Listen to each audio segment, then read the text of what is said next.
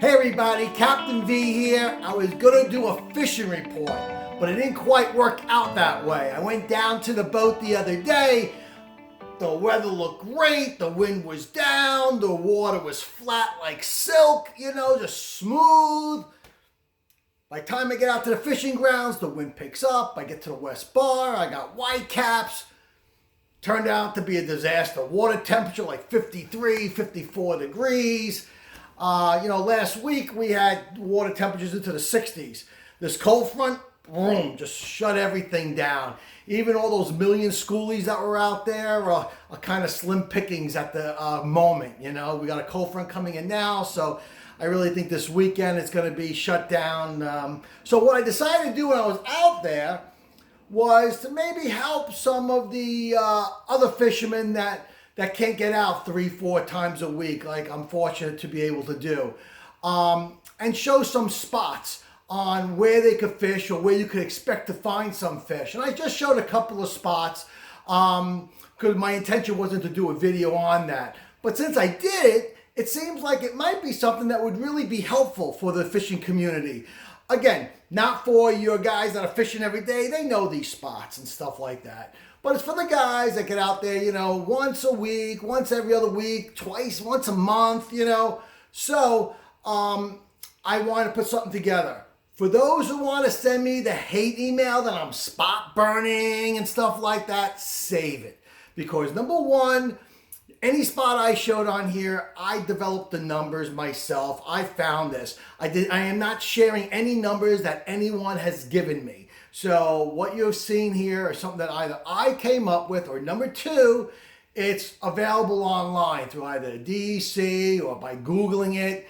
They're there. It's just that a lot of people aren't aware, where you can find this information, or they're not out there enough putting the time in to actually, pick up a spot, or maybe they don't even know how to use their sonar and their fish finders all that well. So it's kind of a little bit of a shortcut, which I'm okay. So with that said, I want you to check out the video. Hopefully someone will find it helpful. Also, I want to speak real briefly about the Slayer spoon. I am so excited about this spoon. It's worked real well. We've caught fish on it already. So I'm really cool about it. We tested it last year in Jersey during our test period before we went to full production. They were real successful, so I can't wait till I think it's like May 22nd when their fluke season opens up. The water should be pretty warm by then. I'm expecting the bite to be pretty aggressive over there, so we should see some really nice fish being caught. They come in the 1 ounce. They come in the 3 ounce. What's real special about these is that they have the bait holder hook on it. So while the Slayer spoon's attracting the fish, getting their attention, especially when the bite's going to be tough, like right now with this cold water, you want to put on, I prefer like a piece of sand deal on here. Some may want to go with a gulp. I know last year when we were, in our trial period, we were using like a gulp or All-American Stink, the 6-inch, in the ocean. Bigger fluke, and it worked. But it really makes the bait big. I kind of like the sand deal. Some people will put a squid strip on here. You want to match it up. If you're fishing for fluke, I like the high-low. A lot of people ask me, how do you fish them? Again, for fluke, I like a high-low. And up on the high, I'd go with one of our Reaper teasers. Some guys like to match the colors, pink on top, pink on bottom. I kind of like switching it up a little bit to see if color really matters. I put maybe a white on top, a pink on the bottom, see what's getting the hits, and so forth. So check that out. They are being sold. Our distributor in Nassau County is Causeway Bait and Tackle. They got them. Go check them out. These brick and mortar stores are vital to the fishing industry, so make sure you visit them and take advantage of that. Out in Suffolk County, we got Bergen Bay Docks. They have them in stock as well. That's over in West Babylon. What a great place. They got the deli, they got the gas, they got everything.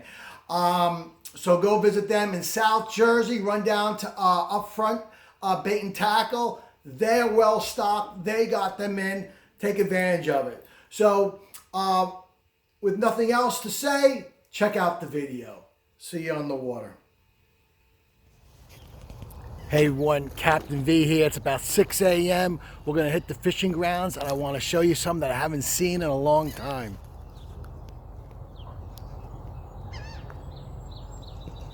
Okay, that's the great flag, and that flag ain't blowing. That flag ain't moving. And the marina just absolutely, look at that flag on this boat, not even moving at all. So we're going to do a little fluke fishing this morning. I'm not really going to go after stripers unless they basically jump in the boat today, because they're generally schoolies out here right now. I want to focus a little bit on the fluke. And I've got the longest walk of anyone to get to the boat, so you never want to forget anything at the car. All right, we'll see you out there. This is something that I want to show. Some people may not be aware of this, and you know, many people may be aware of this. But on your machine, you may see this symbol here, and like just wonder like what that is. What does that mean? Because for the most part, there's not a directory in these things that tell you that stuff. That arrow pointing up means there's an incoming tide here. Now, as the tide gets higher and higher, the box fills in more and more blue. So you can see we're almost at high tide. When the tide turns, that arrow will go face down, and you'll see that the blue line will drop all the way down.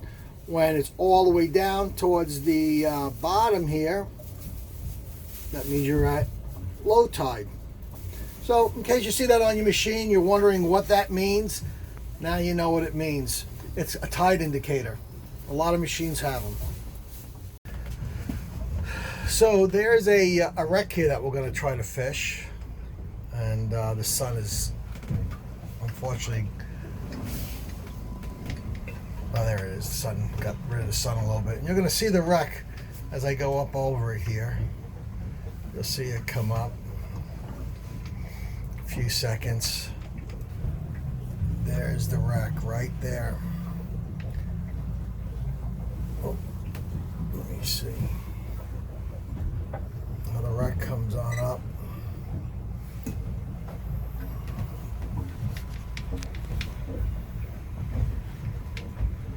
There it is. Okay, so you can see how that wreck is up, comes way up off the bottom. You can see some stuff on the side here, not too much. There's another piece of the wreck right to the other side. Sometimes you get fish down in here, but you see it's kind of clean, you know. But we're going to come over here. And there's another piece right on the other side. There's some marks here. Looks like right in there. Is there anybody outside fire inlet that can give me an ocean report? I'll give you the ocean report is that it's cold out there. It is cold. Alright, so I'm going to drop my lines over here and get on this. Here's another piece right here. You'll see it come up. There's another piece of that wreck.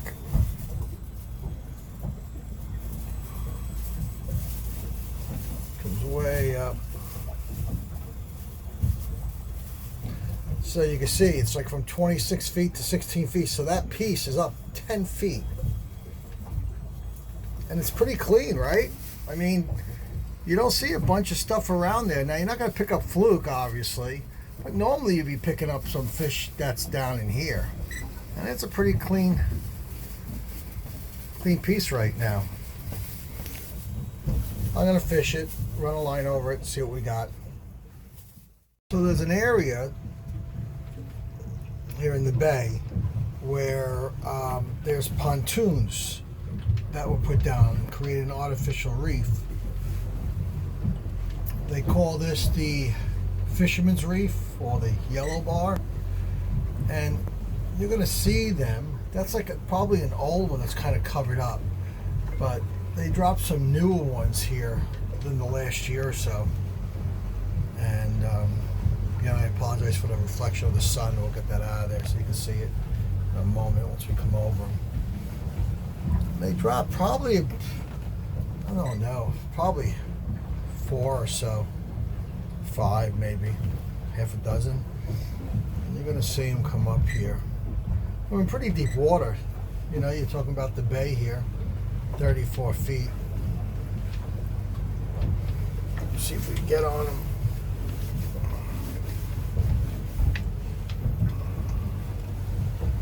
Coming up close. So these are pontoons that were put down by the state. And we're probably going to start seeing them pretty quickly.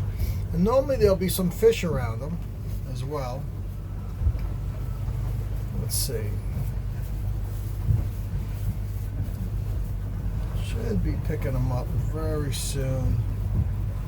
I'll see them on my machine at the moment. Maybe here's kind of one right there. That might be one right there. You'll see here's another kind of one right in here. I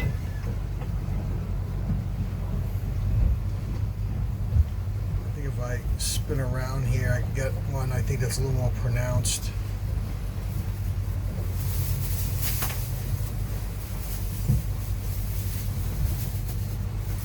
Right in here.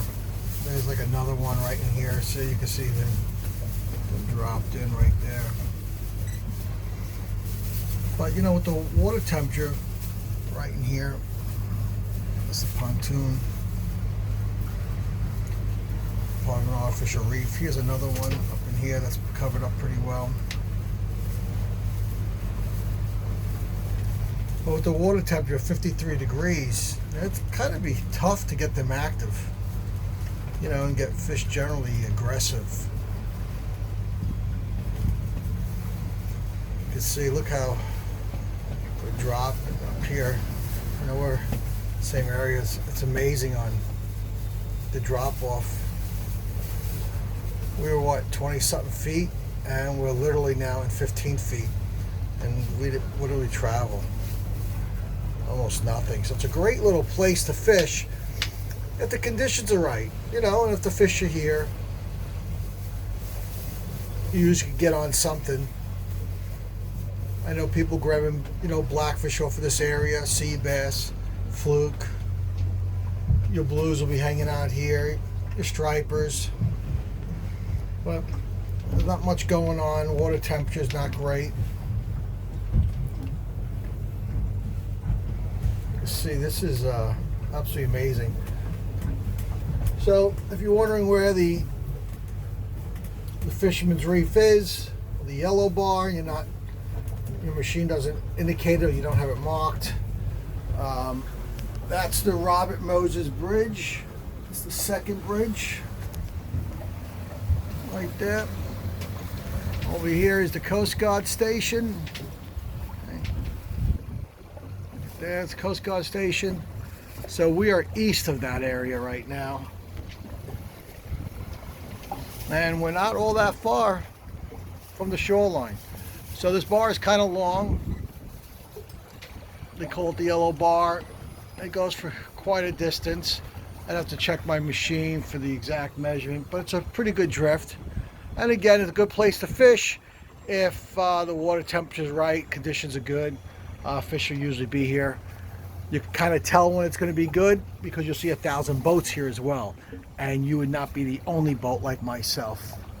So I'm going to try another spot where I can maybe get the water temperature up a little bit.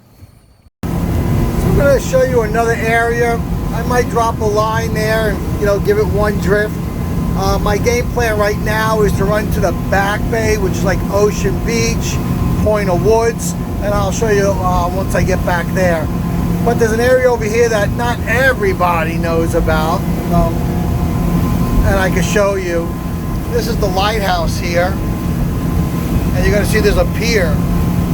Well, there's an artificial reef right off of that pier. A lot of people think you have to go a little further east to Kismet, you know, to get on that Kismet reef. But there's actually an artificial reef that was created, that was put over here. I want you to get a visual here both ways. So here's I'm heading east right now. So west is behind me, and here's the pier off of the lighthouse. Oh, there's the lighthouse, and there's the pier. You can look on my machine. I have it marked as concrete, and that's the pier. This little black line here is the pier, and that's called, you know, I mark it concrete because there was concrete debris that was put down here to go on to this artificial reef. And this is something, again, that was done in 2019. How do I know that? When I make my marks, I write concrete and the year it was put down, 19. So you know that it's 19 that was put down, and it was concrete. And as I get closer to them, I'll flash you the numbers so you could see the numbers of that. And then I'll also bring you over and show you what it looks like on the ultrasound. So we're just about there. Let me turn to us a little bit. And there's your numbers. So you want to be right around that area there. That's going to be your concrete.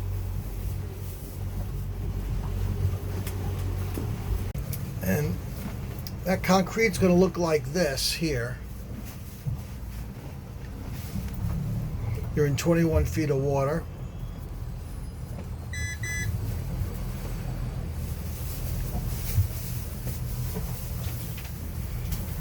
And you see it's really, you know, bumpy right in there. There it is, right in here is the concrete.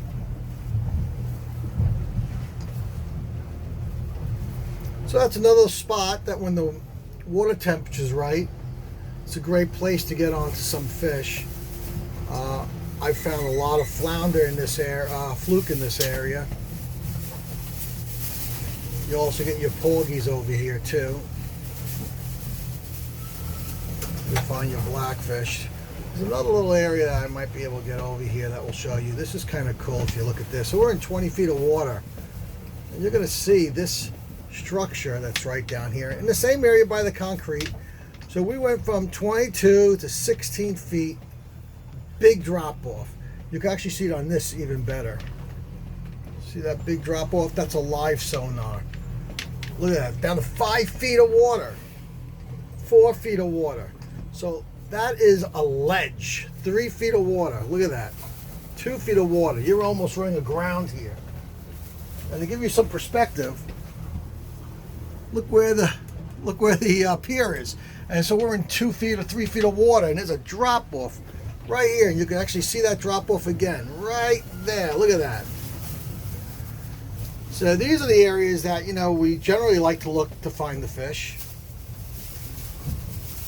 And at 54 degrees, I like it to be a little warmer than that. You can see here we are.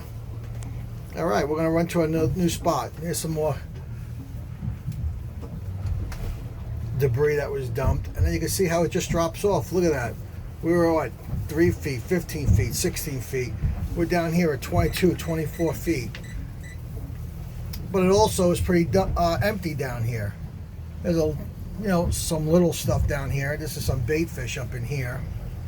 Probably some spearing, because there's a lot of spearing around. And here's some of those rocks, concrete that's down in here at the bottom there, where it was dumped. So, okay. This is Captain V. I'm hoping that this video was able to help some people out. Make sure you subscribe to our channel. We'll be doing some other fishing videos. We'll also be doing some videos with some coordinates around the Great South Bay area. I will see you on the water.